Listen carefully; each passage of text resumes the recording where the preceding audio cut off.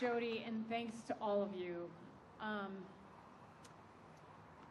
As a gay person, as a person with gay friends, bisexual friends, transgender friends, and many community members who've been so supportive, I'm very honored to be here today, and I thank you all. I'm going to quote Larry Craig very briefly. Thank you all for coming out today.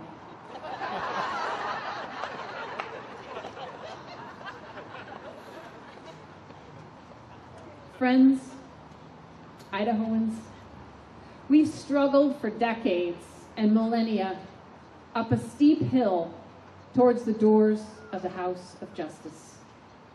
You know, in small towns, we've lived quietly, hoping to pass unnoticed. We've been taunted, harassed, demonized. Millions of us have cried in school hallways, alone in bathrooms and schoolyards. We've taken our lives as teens and adults, broken in half, unable to bear life alone in hostility. We've lost jobs, families, churches, children. We've been told we deserve hate, deserve loneliness. And only rarely from above in the House of Justice has anyone shown a light into the darkness for us. Has anyone tried to help us up that hill from above? Only rarely from that place of power has anyone even said our names. Friends, 5 years ago, from his speech at the Democratic Convention in 2004, Barack Obama said our names.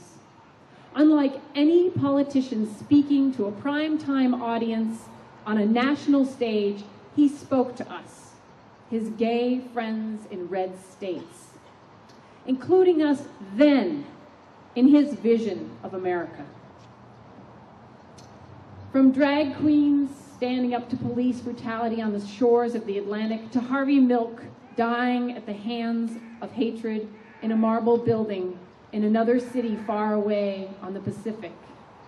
We have worked towards justice again and again, only to be sent back down the hill yet further, time and time again, into the mire. Friends, today we stand here in the cold, soldiers, as we stand here in the cold, soldiers, men and women serving in Iraq, face worse consequences for living as human beings than they did 12 years ago. They are told today that it is dishonorable to be both patriotic and honest.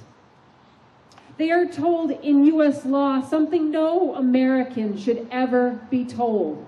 They are told that to protect their livelihoods, their careers, and their families, that they must lie. What kind of a nation holds up gay Americans as heroes in the arts and sports and entertainment and even politics, and then with laws tells us that in one place we can marry, can have all the rights of our straight brothers and sisters, but then on the other side of a border or on a different date in the same city, that those rights and duties and privileges, the very keys of full personhood, are not ours to have. Friends, we have climbed up the hill for a long, long time, and we have slid back in the mud of hate, of greed, and partisan politics. But today, we stand here in Boise, Idaho, 10 days from the day that Barack Obama, a community organizer, state legislator, U.S. senator, writer, and diplomat. Friends, we stand here 10 days from the day that this man who has struggled for decades beside us, 10 days from the day that he will walk through those doors of justice himself. He will bring part of the nation with him through those doors on January 20th. Friends, we are almost there to those doors ourselves today. It may not be this month or this year that we achieve full equality, but I've looked 3 times into the eyes of the man who will be our new president, and I know he has a fire in him for justice. If any man can sit in that White House on that hill and ask a nation to change not just its laws, but its minds for us, it will be him. It will be him. We know he cannot do it alone, though. All across the nation today and over the next months and years, we will be gathering on the lawns of houses of justice and asking not just a man, but a nation to hear us. We will be standing here as long as it takes with our families and co-workers, church members, neighbors, and classmates beside us. And yes, we have to bring them with us, beside us.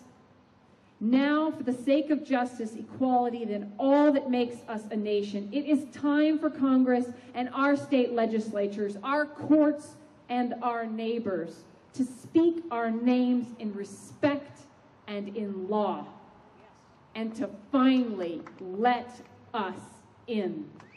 Thank you.